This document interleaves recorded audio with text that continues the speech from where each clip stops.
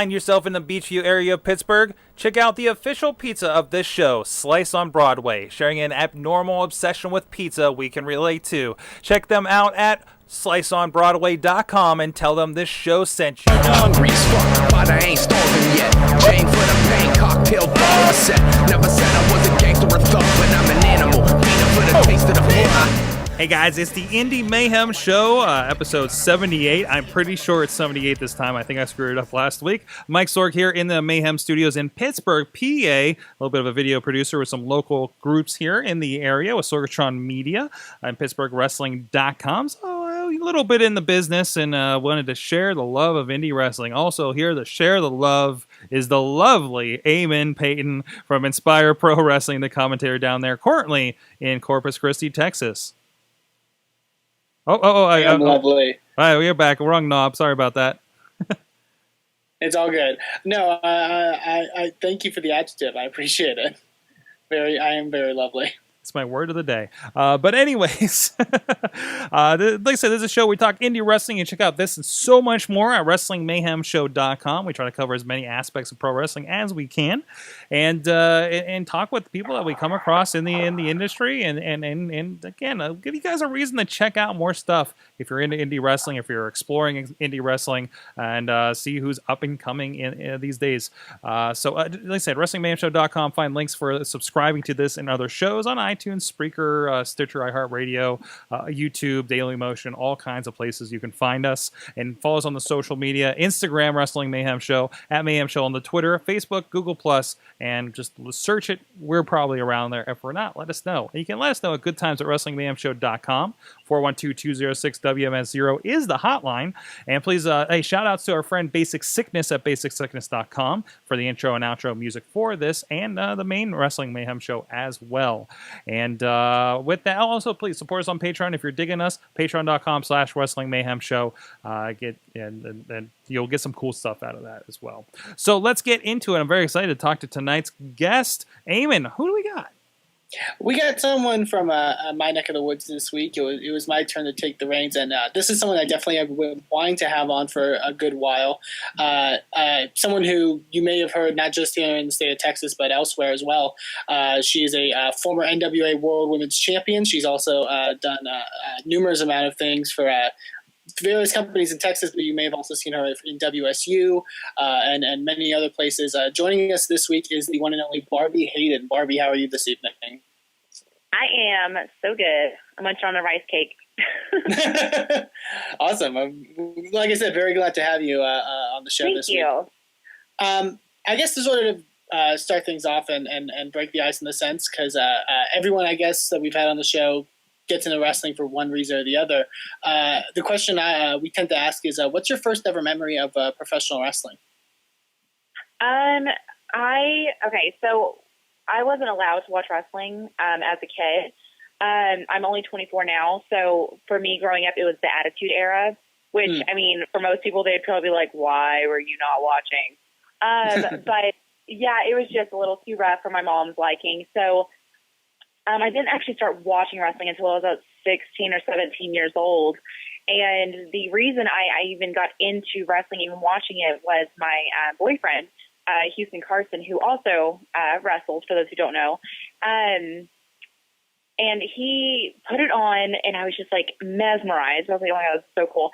And my first, like, real, like, big memory is that he took me to a live event, and I saw Mickie James up in the ring for the first time, and I was just in love with her. Still to this day, she is such an inspiration to me. And so that was my first true memory, was going with Houston to that show and seeing Mickie James and just being like, oh my God, she is like God's gift to earth. I need to be just like her. Awesome, definitely. And your transition, I guess, from sort of training to become a wrestler, did you have any sort of an athletic background before that? So was it kind of a natural transition in that sense? Honestly, it was. I've always wanted to continue doing athletic things in my life. I was a softball catcher for 11 years, played on a lot of tournament teams and things like that. I also was in dance and had several years of that. And then once I actually got into high school, became the captain of my dance team for a couple of years. over at Temple, Texas. Go Wildcats. And yes. And yeah, I mean, those were my primary things. Of course, I played a couple of little sports or whatever, here and there. But no, it was definitely all about softball and all about dance. Definitely awesome. Going into sort of your start in wrestling, if I have it right, you trained originally in Austin under George De La Isla. Yes. What was it like to sort of get in the ring and start training? Did you expect it to be the way it was, I guess? Oh my God, no! It was horrible. It was like the hardest thing, physically, the hardest thing I've ever gone through in my life. I show up, and I mean, it's like the middle of summer. I literally started training 3 days after I graduated high school. So I walk into this abandoned theater where all the seats are pretty much gone. It's concrete floor. There's no windows, no AC, just one tiny door on like the top part of the slope. And I walk in and, it's nothing but guys, not a girl in sight. And I was like, oh God, what have I got myself into? And that's actually how it continued almost the entire year and a half that I trained there. I would drive from College Station to Austin 3 days a week, which was a 2-hour drive there, 2 hours back. So 3 times a week for a year and a half was pretty tough. But the training itself was just so much harder than I thought it was going to be. And on top of that, being in Texas heat, inside of a building with no ventilation is like excruciating. And I mean, like I couldn't hardly eat my food, like chew it because my jaw was so sore. And like when I would go to wash my hair in the shower, literally my head would just fall backwards like a bobblehead because my neck and my shoulders, my back were just like on fire constantly. But like there's also no greater like satisfaction than whenever I went through my gauntlet. It was like a 1-hour gauntlet of people coming in fresh, every few minutes and wrestling with me. And after I was done with that, I was just like, on top of the world. It felt amazing. So awesome. And from the way it sounds, you predominantly trained with male competitors from the way it sounds. Did you find that part kind of interesting in the sense that in the fact that you're working with a male as opposed to a female? It was one of the things where I went in not knowing any different. So, like, that I think helped a little bit. And also, I have been such, like, I feel like I'm equal part girly girl, equal part tomboy. Me and my brother and my dad were super close. And then my 2 sisters and my mom are super close. And so, because, like, we were the 2 youngest, they were the 2 oldest. So we kind of split off. And so I was kind of used to, being around boys a lot. And a lot of my best friends are guys. So, like, that aspect of it wasn't too bad, but the physicality of it was just, like, brutal because they could just throw me around like I was air. So, yeah, that was pretty rough. Awesome. I also want to kind of mention, because you and a lot of other people that I know you closely associated with, I think one of the bigger strengths of you particularly is not just the in-ring work, but the professionalism in a sense, like the work that you do outside of the ring, like in your presentation and in that kind of aspect. Was there someone, I guess, was that something you learned in your time early in wrestling school, or is that something you kind of learned over time in a sense? I would say kind of both. Typically speaking, by the way, that was like my biggest fear was like if a microphone even got within like 100 yards of me, I was like, oh my God, I'm going to die. I'm going to combust right now. Like, this is the end of my life. And almost every Saturday they would have a promo class where we would have to get in the ring, everyone watching, and they would just be like, okay, you're going to go against this person at this place, at this time, give us a promo. You've got 60 seconds, go. And you know what I mean? Like, it was brutal, but the good thing is that it really helped me to kind of work on my toes and stuff and everything. But it was cool too, because like later on, in wrestling, you run into like, oh my God, just some of the most amazing and inspiring people. It's like ridiculous. And one person that Houston and I actually had the privilege of working with pretty early on was Jake the Snake Roberts. Oh, really? And yes, and he helped us, I mean, just tremendously with, microphone skills and presentation and how to just really, really entertain people with everything, like making every little thing count, not just, going through the motions. And so that helped out a lot, for sure. Definitely. And I also think you in particular, and Carson's another one I think of as well when I think of people. We kind of discussed a lot on the show about, wrestlers, even on the indies, like building a brand for themselves, like marketing themselves in a sense. Yeah. Do you think that's been something that's kind of come easy to you as well? Because it seems like whether it's your social media, whether it's, I guess getting yourself out there in a sense, you seem to have a great understanding of that kind of side of the business. I really, I've actually been pretty shy for most of my life.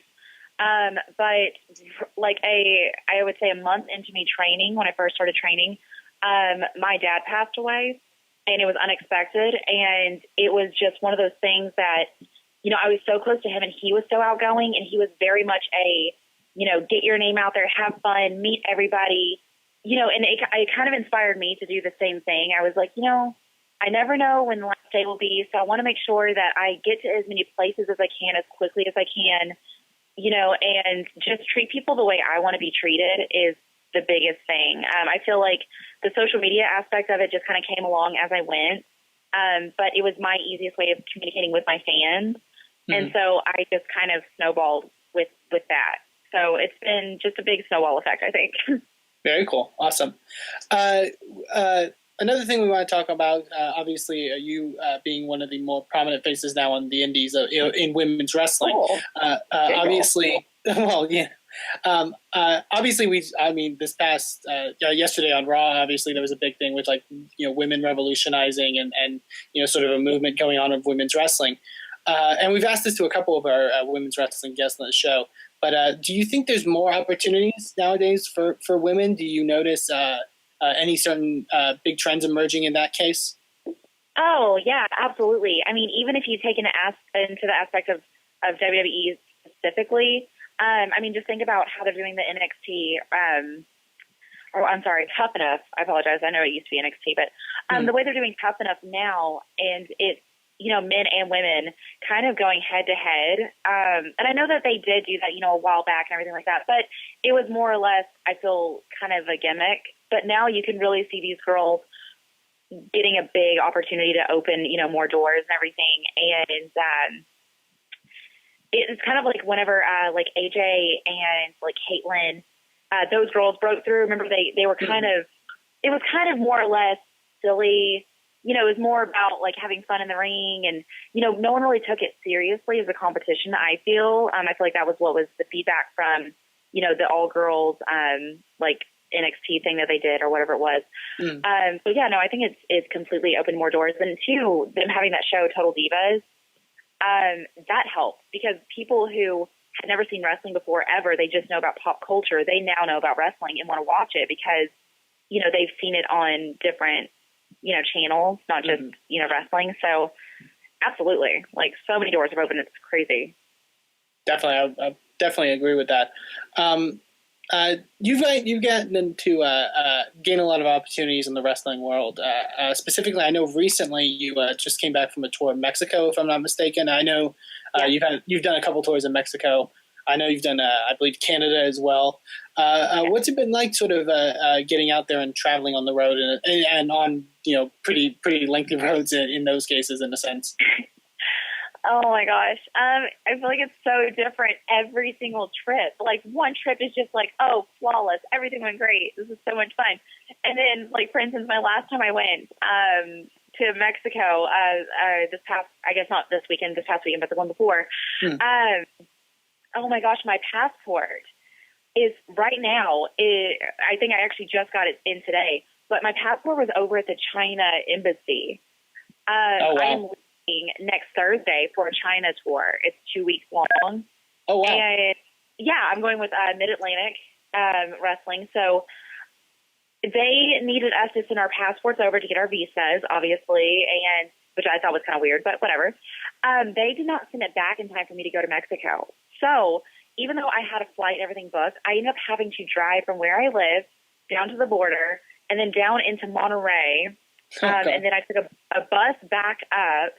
and, got my car at the border and then, came back up. I was in the car Saturday, Sunday, Monday was, the time frame that I was actually there. And I was in the car 23 hours by myself.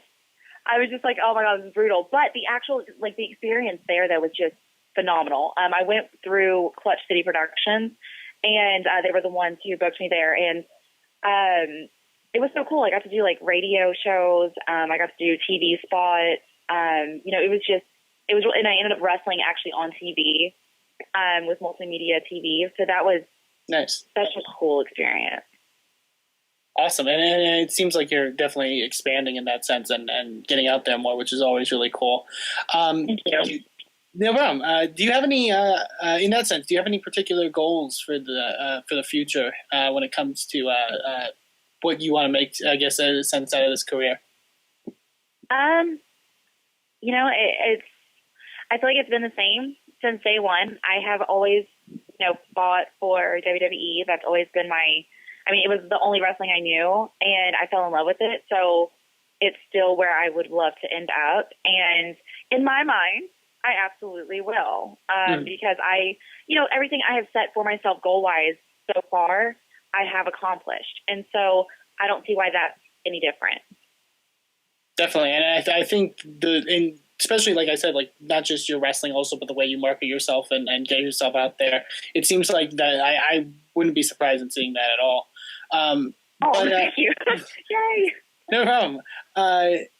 Going to sort of our questions we ask more regularly on the show. Just in general, what are you watching currently? Whether for in wrestling wise, whether for studying purposes or just recreation, is there anything that you've been keeping your eye on lately? I have to go week by week as well. Of course, I always watch WWE. I lost watching TNA, unfortunately. But I also will catch our Ring of Honor. I will also catch New Japan. We record those and watch those. But then also, week to week, whoever my opponents are coming up, I will, find tapes on them, or I guess not tapes anymore, but YouTube, videos and stuff like that, and really try to study up on my opponents in particular, not just a general broad, sense, I guess. And that's kind of the general way I do it, is just kind of here and there. If something sparks and I'm just like, hey, this looks cool, I'll watch it. So awesome. Very cool.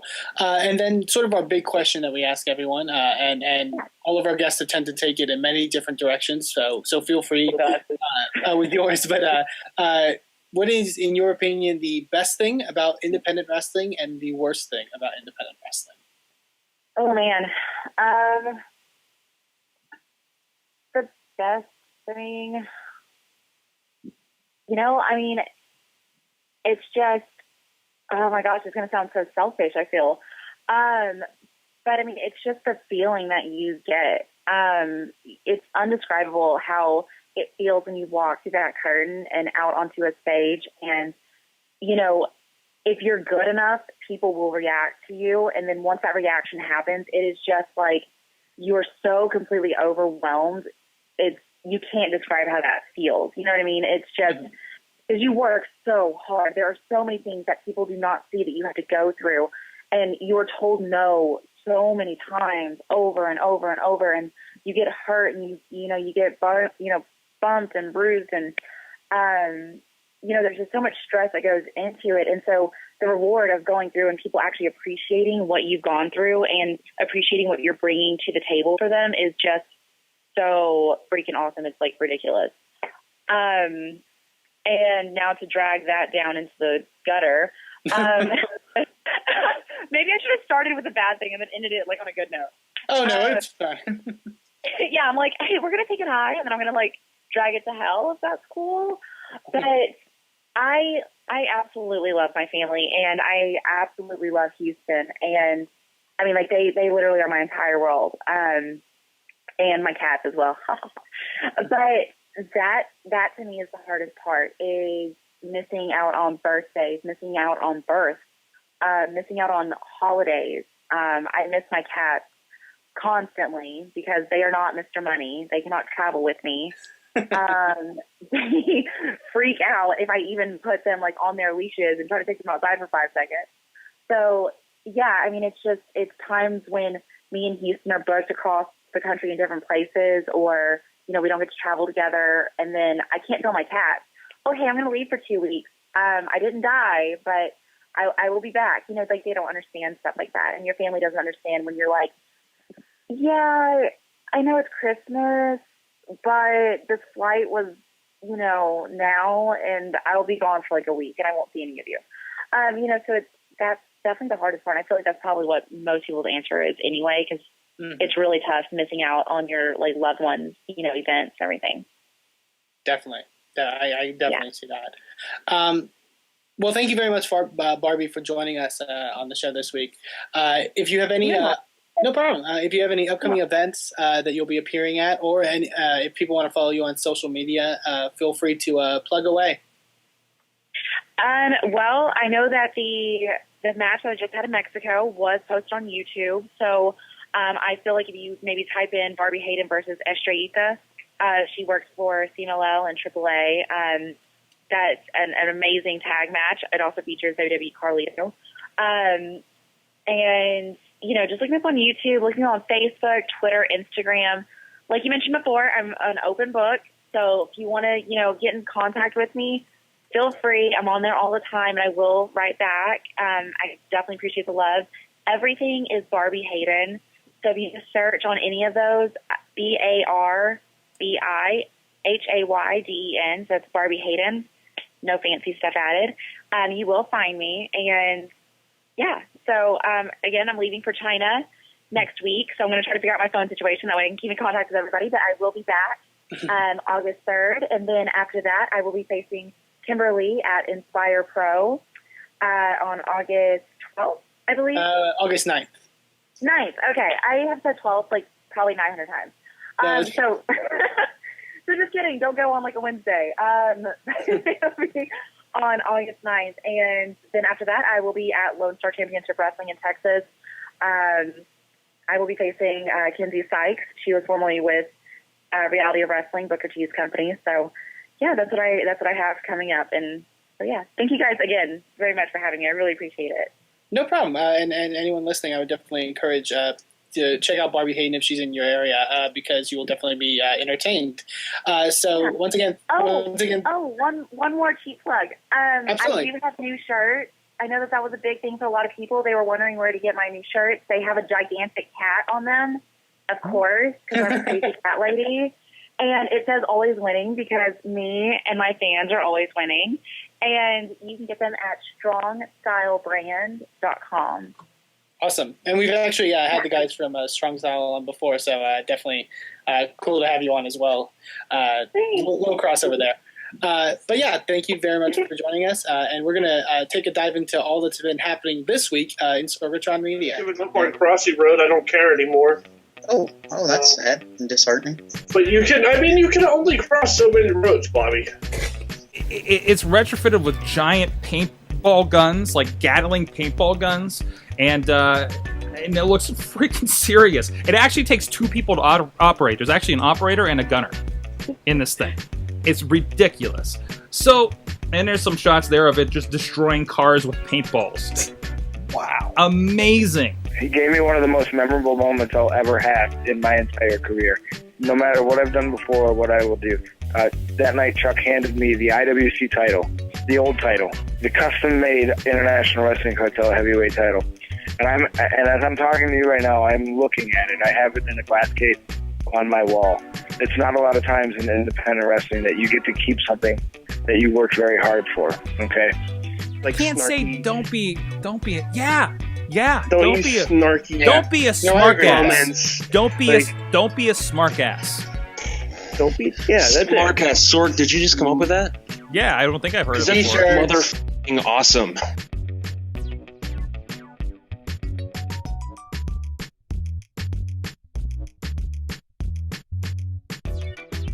Chachi Plays for Kids is coming back again, the 24-hour game-a-thon for youth arts programs in Pittsburgh.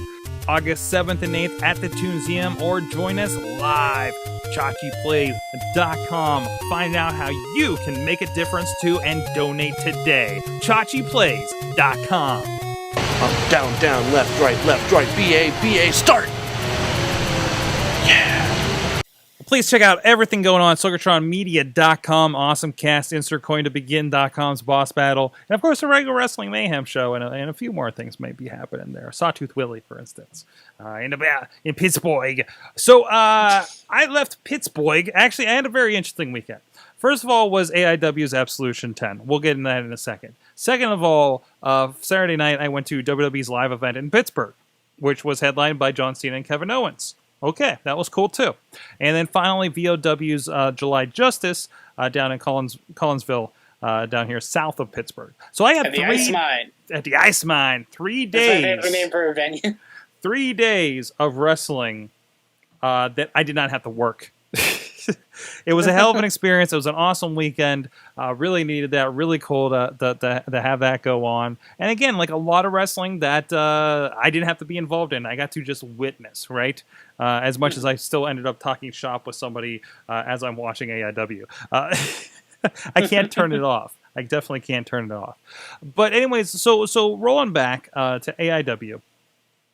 Easily, Eamon, I think this is the best indie show I've ever seen.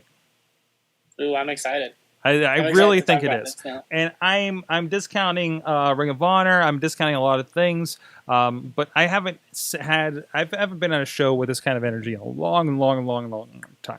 And you know, IWC used to have this, I think, to a certain point. And I don't think I think it's been lost over several years here. But just like the history and all the local guys and everything. And understandably, AIW, this is their big thing. This is the 10-year. All the stops were pulled out on this. So, of course. And it was, you know, with its usual indie problems. It started an hour late. The room was hot. Ridiculous. They were selling standing room only tickets for $20. And there wasn't really much room to stand. So, there's that. The show ran until 12:30 at night. Jeez. With 9 matches. When we were sitting there, the Global Force Wrestling show was happening in Erie, and we had some friends there. And while we were in the start of our 4th match, which was right before our first intermission, or our intermission, I guess, they were having their main event. I think they started at 7:30. So obviously a little more tighter, running down there, but still in general, and as you'll see if you see any pictures footage, it was really kind of, they were almost literally hanging from the rafters here. There was a nice balcony. This is some kind of Masonic temple. No, that doesn't seem right. A hall or something like that. And and there was like a stage that they walked out on and everything, and a few lights on there, and it's really kind of tight, right? Great matches all night long. I don't think there was a bad one. I heard, so they had, the second match was Veda Scott and Athena. I heard like 2 guys behind me kind of bitching about the match, and I'm like, this is like fantastic. It was like, I'm like, are you kidding me? You know? I feel like weird. That's honestly an interesting point. Like, it's like I like, obviously you and I don't know if we mentioned, but our good friend Dutters and Wheels, who we had on, was with you as well. That's that kind of style of wrestling. I think its style of show was probably like the first you've really seen for the most part. I think. Not that I've seen, but definitely at least live. In a sense. Mean, I feel like a lot of the vibe that you got from this was like the kind of things that make Ring of Honor shows so great. That energy. That building energy, right? And just great hard-hitting wrestling and just great performance, right? I've had conversations about like some big shows that we have in the area that end in really weird ways. And I was like, I just want to see matches, I don't care about the storylines. I just want to see matches. I showed up. Me as a person that doesn't watch AIW on a regular basis, I got to show up, enjoy wrestling. It didn't matter if I know why Gregor Iron is with these guys. They had a killer match, and then Vader destroyed everybody afterwards, right? And to see guys that we've seen in IWC, like Alex Daniel that I mentioned mistakenly, accidentally earlier on the Wrestling Mayhem show, or Joshua Singh. Joshua Singh is over as hell up there. And it's awesome. And then to see him down in IWC and knowing like, dude, they love them up there. Do something with this guy, right? He's very talented and really good stuff. And seeing some people on their home turf, Jake Clemens, For instance, who we always see down here in Pittsburgh. See him back there. Pedro was Pedro's last night doing anything wrestling. I think this is the place that started him, if I recall, and it was really cool to see that, right? And I'll get to some of that in a moment here. But generally, and they love them. They love them up there, as you would imagine down here. Like I said, Vader was part of the card, came out early to squash the kind of thing. We had I don't even know where to go from this. Okay, there's a couple points from the evening. Of course, we mentioned Dudes on TV going into this, which was announced as probably the most incredible assembly of talent in one ring. We're talking about in one side of this, Ray Rowe representing Ring of Honor, Ethan Carter with the TNA Championship belt, Samoa Joe currently of WWE's NXT, as well as Matt Cross from Lucha Underground, known as Son of Havoc there. Just on one side, DJ Z, Zima Ion, Shima Zion, friend of the show as part of this. So good seeing him up there as well. And on the other side, and this is the Team AIW. Young Bucks, Johnny Gargano, Alex Daniels, Josh Prohibition, which is a name in Cleveland, and if you remember old Backyard Wrestling, he was in the video game, guys. He was. I mean, that's like he's legit. And I mean, Matt Cross as well as that one as Underdog 20. Right, exactly, from the old days. And both these guys very involved, as well as Johnny Gargano with Prime Wrestling that I was involved with a few years ago. They had just a tremendous thing going on there. They had a lot of fun with it. Ethan Carter came out and sold this big, the Young Bucks are not going to make me suck it. Samoa Joe comes out and seems just completely unimpressed with the dudes, and they are actually they get in a circle and chant dudes, dudes, dudes, which just in my mind, Ray Rowe doing this is just kind of weird. Exactly, right? And Joe's just kind of shaking his head. And the most amazing spot is the human centipede spot that happened. Here's a little image if you're on video with us, which was they kind of got I was on the floor. I couldn't really see this very well, so it was a nice high angle from up in the balcony. But it was they got everybody kind of in a legs around your head kind of hold in a line, and then Samoa Joe came and turned everybody over into a Boston Crab, basically. That's amazing. It just, it was ridiculous things. That was fun. I saw a Mortal Kombat spot in the first match. Have you seen this? Basically, a get over here scorpion thing, and the guy comes over to the invisible spike. That's pretty awesome. So very Shikara-y kind of thing going on there. The other, I guess, you said the Vine of this is doing absolutely insane right now. It's close to breaking 5 million. 5 million? Yes. Oh, geez. Well, they had a 6-man scramble with Louis Linden, Flip Kendrick, Cedric Alexander. I think ACH was a surprise, if I'm not mistaken. I think he was replacing the injured Chris Sabin. Oh, okay. Oh, that's right, Chris Sabin. That's right. And another local guy. I don't know the white guy. I keep forgetting who that is. Tyler Thomas. He's actually, I believe, from Canada. He was awesome. Dude, he was awesome. Yeah. Oh, so he's super white. Got it. And Candice LeRae, who does intergender, all over the place, so this is nothing new. But it was interesting because they kind of played this whole thing up, and in the heat of it, Cedric Alexander delivered the most devastating move ever and just made everybody pop. And I know everybody around me and never saw a girl take a move like that, that was with us, right? Actually, it's funny because I took my father-in-law to a PWX show when they first opened in that new building down there in McKeesport, and there was a ladder match, I think with Chris Taylor and Strider probably involved, and Crystal, I think her name was Crystal Frost, at ringside, and she took pretty much a very similar move to that off the top of the ladder, and he kept asking me afterwards, and every time it's brought up, it's I don't think she was okay after that. I'm like, oh, she's fine.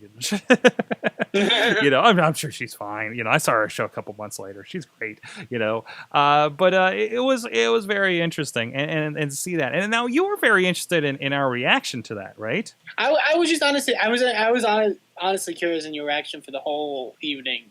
But for this in general, because obviously intergender wrestling, I think, is a thing that's become a bit more prominent now on the indies, especially AIW, who their next event is a Battle of the Sexes show, where it's all intergender. Right. I was definitely curious about your guys' thoughts. They do it. They don't overdo it. AIW definitely pushes the envelopes, and it feels like over the years, because I've watched some early stuff with some friends of the show on there, and it just looked like bloody stuff at bars. You know what I mean? And it just was not appealing. And it feels like they push the envelope, but they're not pushing it to a stupid level. You know what I mean? Things that seem to make sense, at least in what I'm witnessing so far. So I think they got it in a really, really good spot. So Dutters, this is, I think, her second indie show, not counting the Gathering last year. She joined us for Super Indy and was just basically hooked. She's like, whatever you need, I'll help you. Please, I want to be part of this.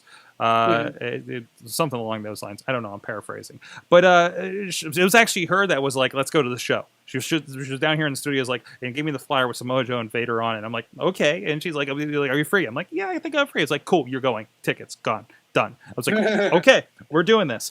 So this is her thoughts. As a whole, awesome show. I thought they made good use of their talent on the intergender match, slight tangent. I thought it was incredibly well done. What makes me say that? The fact that the crowd, including myself, weren't caught up in the, hey, there's a girl in the ring. Everyone in the ring went balls to the wall. I love the Ballplex City chants. She does this under the crotch suplex thing. And everybody chanting Ballplex City. If it wasn't about being sexy or provocative, it was about technique and strength. I've also come with the conclusion that the crowd was the crowd has the power to ruin ladies' matches. When the Veda Scott Athena started, I heard several gentlemen in the crowd making derogatory comments, which right off the bat takes the legitimacy out of the match. Good point. And it's a very rough crowd. Admittedly, it's a very rough crowd. Instead of watching two trained competitors, we're now watching two scantily clad ladies whirl around a ring. I've learned what kind of immediate impact the crowd makes during an indie show match. I'm sure those girls would have kicked the crap out of any of those jerks, especially Athena. Again, I thought it was a very good match. And to the point where, like, I realized that what happens in a match with Veda Scott and Athena is it's a very crisp match, right? Versus... I mean, there's some really good, talented ladies here in this area, but and I have this battle with some of my colleagues all the time of, oh, women's wrestling is whatever, right? And because I don't think they're seeing the right combinations of talent, because you'll have a good, I mean, Mary Elizabeth Monroe, obviously very good, Sarah Feeney getting very good. I haven't seen her a lot recently. Okay, I saw her Saturday night, but not in a wrestling capacity. But but we've seen, and I think this can be true of. I've seen this in every Fed that I've worked with. That one girl that doesn't look like they quite get it yet brings it down, and I think that hurts more than when a guy doesn't get it. Yeah, to be quite honest, and I think up here, I think they have a lot of girls that get it in AIW. So when they're like kind of crapping on this match, one, it just came off of a Vader destroying people and a crazy 8-man tag, I think it was. I think that kind of landed to that. What the hell? Have I ever sent you to my diva tangent? I'm excited to see if Sasha Banks and Charlotte rumor is true, and I'm curious to see how the crowd reacts. I actually think this was done before Raw, so. Okay. If you want to know, apparently it is true. Okay, there you go. I can assume. Indie wrestling as a whole observation. One of the biggest differences and one of my favorite things about Indie versus WWE and TNA is a lack of dependence on a storyline. When you ask someone to go to Raw or another show, maybe they may respond with, I haven't watched in a while and I won't know what's going on. You don't have to keep up with storylines on Indie, most likely because the wrestlers wrestle in different factions, I'm sure. Indie wrestling depends on which each wrestler brings to the ring at that moment. I think, okay, how am I going to say this? I think promoters need to remember that too, that they're not booking Raw. Yeah. I think promoters need to realize some of these people just showed up to watch wrestling and not for you to, you have to do something to get them to that next show, but don't make the entire night about getting them to that next show for several reasons. You know what I mean? Yeah. Like, it has to be okay. It was great to watch the progression of Keith Hott and Dylan Bostic, but you didn't need to watch all three of the matches to enjoy one of the matches. And I think that's very, very important. I think fans, there are your diehard fans, and they will appreciate the little things, but you need to make sure you're not forgetting about the fly-by-nights that show up to a Super Indie every year, and that's it. And when you have a thing that doesn't make sense unless you watch the next 3 IWC shows, I think you've lost some people there.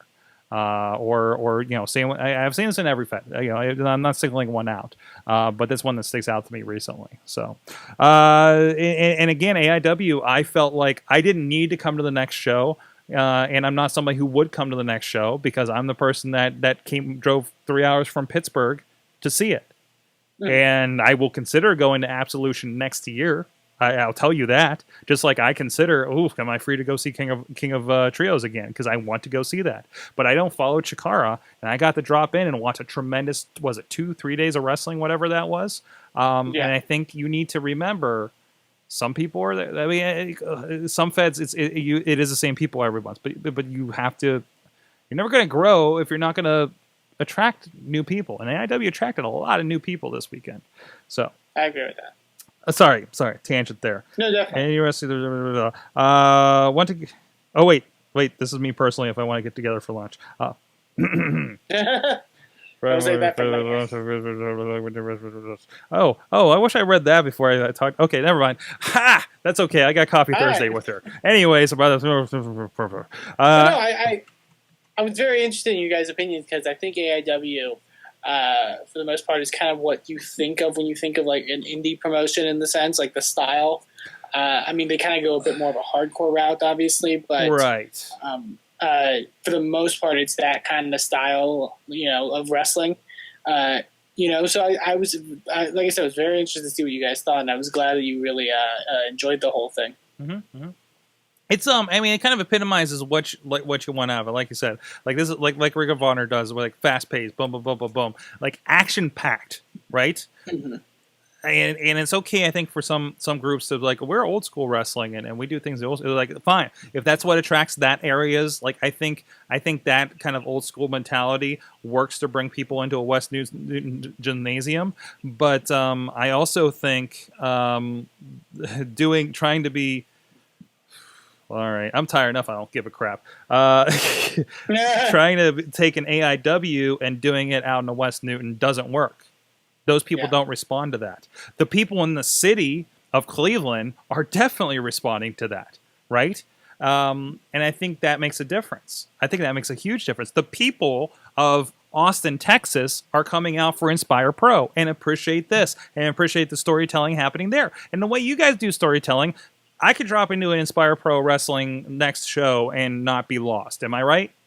I think for the most part, yeah. I mean, I think we have stories, obviously, but a lot of it boils down to, I think, the wrestling. Mm-hmm. And I agree completely. I think it's a case of knowing your audience. Right. We work in, we're in Austin, Texas. It's not a city that's traditionally what you would consider like a southern city. So we don't really do a lot of things the way people would do in, say, San Antonio or further south. Mm-hmm. It's a much more modern kind of city. You don't see a lot of like the kind of that kind of style of wrestling, in other parts of Texas, really. Maybe a little bit further north, but that's kind of it. Like you said, it's about knowing your audience, and AIW, I think, really knows their audience. They do, and they cater to them for a bit, So I think that's really good, because you gotta step out. You gotta step out and see what the fans are seeing a little bit and see what's attracting them. So, and for them, it's a lot of like I pulled up Kurt Hawkins, the former Kurt Hawkins Brian Myers match was the next thing against Josh Prohibition. Yes, which was for a that was the Kurt Hawkins versus Brian. I'm thinking of a different match. He had a match with Cliff Compton. Okay. Who was Domino in WWE. Right, and they had a match over the SmackDown Tag Team titles. Mm-hmm. Wait, what? Where I believe Jake Clemens wore a blue referee shirt to fit with the theme. Oh, jeez. Yeah, it's that kind of audience. I mean, like, it's that kind of sort of... It's good stuff. It's good stuff. Like I said, like really cool, really packed house. Really cool to see the energy there. I just haven't seen that for a while. WWE House Show, fun as a WWE House Show is going to be. Let's put it that way. I actually did a basic Sorgonomics. I don't think I plugged this on the other show. Maybe I did. I did a basic Sorgonomics over at Sorgatron.com, talking about social media and events, because I was really impressed with how they did it there at the WWE Live event, which has me thinking about what do we do at RWA and IWC. perhaps. Like maybe I come up with a question and put it on the big screen for the IWC court time shows, for instance. Or maybe, we have a Bert say, hey, hashtag something something and at RWA Pro at the RWA shows and see if anybody actually tweets, you know what I mean? And maybe we read the tweet later or something if we don't have a screen.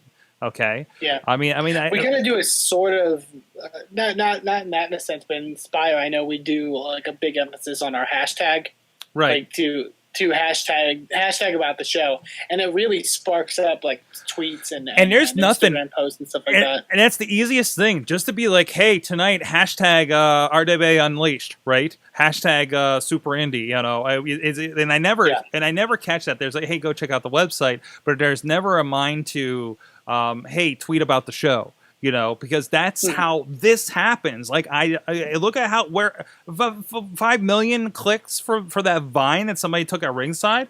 Now I've kind of battled with these. I'll say that 5 million views a lot, and Vine. Right, Vines. I know you can watch it over and over again, but still, that is significant. That is not significant. And to do that and do little things like make sure you hashtag the show. And they didn't mention anything at AIW. I think there's just a very social media conscious crowd to begin with. Smart Mark's there doing stuff. I mean, these guys are in the know, and these guys are popular, right? But that doesn't mean you can't build that, and maybe you don't have a very social media crowd, but even there's a couple people there. IWC is really good. Jesse's been live tweeting the event lately on IWC's site. VOW, I don't think they can do that because I don't think there's any service down there, so that's a problem. But they should, especially how VOW is not saying, well, Chest Flexor just went through a flaming table. Like that should be everywhere, and it did afterwards. And there was, I know. As soon as I got back in service, I got messages from my indie friends saying, what happened with Chest Flexor? Right. So I mean, at least in the mini circles, that's happening, but it could be happening on such a bigger scale when you have something insane like that happen, that catches people's attention. And I think VOW is doing a lot of stuff to try to catch people's attention, but I'm wondering if they're funneling into the right venues for that. Yeah, and I think AIW in particular is a really good group when it comes to capitalizing on social media as well. And like I said, this isn't the first time they've had stuff that's gone viral in a sense. I think there was the Buff Bagwell Canadian Destroyer was one that went really viral. And IWC is no stranger to that either with the Tommy Dreamer leg, the bar thing. And also at Superstars in Meadville where the one guy, he brought the one, what's the name, Special kid, came in and they got to do the DX thing and everything, that went everywhere. One of those went on TMZ, great exposure for the company. Now, what do you do to capitalize that? So, and that's the next step that a lot of us and you guys and AIW are figuring that out. And I think AIW is ahead of a lot of people as far as this goes. So that's my impression. I don't know the business side. I don't know what's going on that side. But that's my impression. I think that a lot of people should be looking at this Absolution show in general, because it looks like it did a lot. I mean, granted, it had the most insane collection of talent through favors, loyalty, whatever, or they just have a really, really cool bankroll up there at AIW. Whatever that case may be, they got a big thing, and I think they're going to capitalize on it. So, at least with name, buzz, and get people to the next show. Battle Sexes 2, there you go. I see at least two TNA people in there already. So, there you go. That's all I got to say on that. So, and of course, the first step to not, to having a good indie wrestling show is making sure you don't lose a former WWE superstar in the process. Right, Eamon? Well, I don't know if lose is a sense, but yeah, we do want to kind of mention, I actually plugged this event last week on the show, but Lone Star Championship Wrestling had their Bustin' for Autism event, charity event for autism awareness. For all I heard, very successful event nonetheless. But as the stories kind of came out of a missing Alberto Del Rio, who was on the front, he was in the main event. Lone Star Championship Wrestling and Club City Productions, who they were working with, made a statement about it, basically saying that, for all intents and purposes, they fully planned on Del Rio being there. They had last contacted Del Rio's camp like a day before, and everything was good. and then just he suddenly didn't show up, and he suddenly went off the map pretty much, which started to worry a lot of people. Yeah, I mean, we hear these stories a lot with indie wrestling promotions. I personally know the guys behind Lone Star Championship Wrestling, and they are nothing but dependable, guys. They know what they're doing, and they're very reliable people. So I don't think this was a case of, we're going to advertise a guy and not have him not show up or whatever. So I think that it was just a really unfortunate circumstance. Today was the first we actually physically heard from Del Rio, because, like I said, he was off the grid pretty much, and he apologized and said he was reimbursing Clutch City Productions for missing the event. But very weird situation, and luckily it was a situation that I think was handled very well, because a lot of times those kind of situations can be handled very poorly. In at least from a social media perspective, as far as trashing others or whatever. But from what I could tell, it was handled very well. It was a really good. From all intents and purposes, what I heard, it was a really good event. It was still a really stacked event. The main event was Lance Hoyt against Tommy Dreamer in a hardcore match, which I hear was very good. There was also Joey Ryan, Eva Lise of Lucha Underground fame. Many other great talents were there, so definitely seems like a very successful show for them nonetheless. Awesome. Good to hear. That it worked out in the long Always run. Nice. It's good when these stories have a happy ending. Exactly. Speaking of stories, we hope to have a happy ending. 5 Star Wrestling's having a show this weekend. I'll be there doing actually a TV taping for them. Want to be assisting with that a little bit. They actually have Scott Hall, nice. Who is going to be there. Everything's on the up and up. He was in rehab, and he actually has a message. There's a video message from Scott Hall himself talking about the show that they have up on the site. I know other friends of the show, the Gambino brothers and Jimmy DeMarco. Jimmy's been on the show since we started this. And the Gambinos have been on our old show, Wrestling Mayhem show. So old time, know them in the business. So really cool to see everybody reuniting one more time. I don't know, ongoing with what the case may be. So be good to see them here on Saturday. And hopefully, and the bad guy as well. So that'll be up in I think it's East Brady, PA, here north of Pittsburgh. And there's also I mentioned it. I mean, I don't want to mention too much because these guys, you're not going to see these guys. You're going to see some of these guys because they were featured in the Wall Street Journal. I think we've talked about that. Friend of the show Keith Hott was part of that, and also they've been on KDKA and in the paper a few times here over the past year. But they are the only indie wrestling in the city in KSWA, and they're going to be 3 blocks from my house.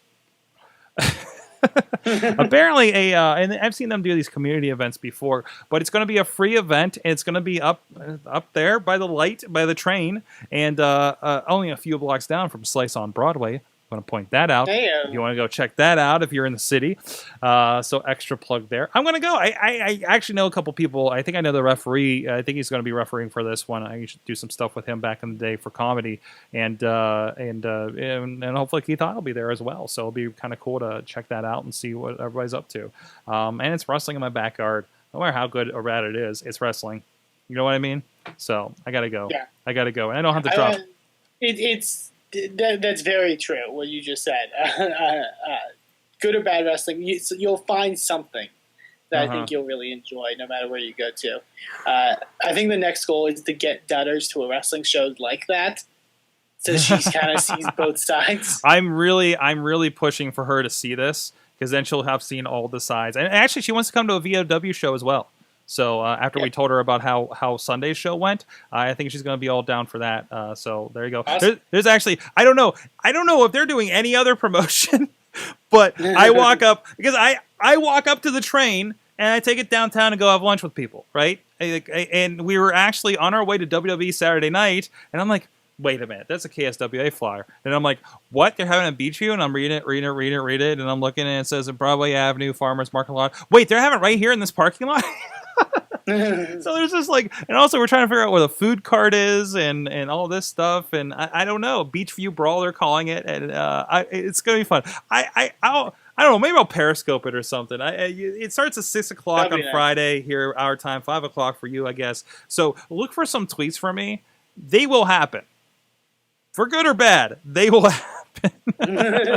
So, and this is actually a Pittsburgh legend, a name some may have heard of, Lord Zoltan. You know, just like the Pirates, Lord Zoltan. You know, the Z going on there. I'm screwing up the Z, but yeah, it'll be interesting. So, kswa.org if you want to find any information on that. I don't know. Last I knew, the site didn't load for me, so I don't know if that even works. But there you go. All right, Eamon, I think I got myself in enough trouble for one night. So. Nobody listens to this show. Nobody listens to this show, except for that guy I ran into at Raw. Thank you for listening to the show. There's a few people that listen to the show on my end, but I don't think you'll have a problem with that. No, exactly. But no, none of the promoters do. I can say whatever I want about them. But no, please support all the wrestling. It's great. It's varying degrees. Everybody's doing a cool thing in their own way, regardless, whether it be Inspire, whether it be AIW, whether it be IWC, and everybody's trying to figure it out. You know, I mean, everybody wants to be the Ring of Honor, right? To a certain degree, and trying to grow that thing and have a place for these guys to be. You know, that aren't on WWE and can do stuff. I mean, Young Bucks that are in the row. Wait, what? Leva Bates. Yeah, there's news about her. Blue Pants is old. Blue Pants is Rolling Stones. Yeah, I gotta see. Are all these articles by the same guy? Do we have a wrestling fan in our midst at the Rolling Stone? I'll have to look it up. Well, I know Rolling Stone, I think in general, for the most part, has been pretty. I mean, in mainstream wrestling, I think in a sense. Have they? But I mean, I think they are knowledgeable of it in that sense. But like, you know, I'm very happy to see Leva featured for her article. Kind of mostly talking about. It mentions independence as well, but also mainly her stuff on NXT as Blue Pants. And we had the Young Bucks article not too long ago as well. Yeah, it's very cool to see. Especially, I mean, I've worked with Leva a couple times in Inspire Pro Wrestling, and she is really wonderful. And I'm really glad that she, is getting that opportunity to kind of, awesome. Get more people to know about her in a sense. Now we'll never be able to book her. She's too big time now. She's big time. She's a Rolling Stones. The Rolling Stones means we can't book her or Colt Cabana. I don't think Colt Cabana do our show anyways. It would be weird for a guy with his own podcast to do another podcast. But I don't know. Anyways, on that note, guys, WrestlingMayhemShow.com. I don't have to tell you anything else. Go there, support the show, rate this show on Twitter. No, iTunes. Talk about it on Twitter too, if you can. And Eamon, he's at Eamon too, please. Go check out InspireProWrestling.com. Go check out Sorgatron.com for me, SorgatronMedia.com, WrestlingMayhemShow.com, PittsburghWrestling.com, and all of our friends of PittsburghWrestling.com as well. Support indie wrestling. Either way, get AIW's Absolution DVD. Seriously, they deserve it after putting on that show. The live edit is already on SMVOD.com also, so... Awesome. If you're not a DVD person, that's a good way to watch it. And that's right. I was there. I'm watching your setup. I'm taking notes. Smart Mark. Stealing your stuff. No, it's not. I actually had a good conversation about iPay-per-views with another promoter this week. So, no, everybody's trying to figure it out. Nobody has a WWE budget, and how do I do it on X, right? Or negative X in most cases, So, we'll see you guys next time. Support indie wrestling. Never said I was a gangster or thug, but I'm an animal. For the taste of the blood. Sick, you know how I act now. If you got a problem, come and see if I'm a back down. Act wild. Show is a member of the Sorgatron Media Podcast Network. Find out more at sorgatronmedia.com. Hi everyone. Do you like video games? Do you like reading about video games? Do you like listening to podcasts about video games? Why don't you check out InsertCoinToBegin.com? New articles going up daily, and you can check out our podcast, Boss Battle, on SorgatronMedia.com.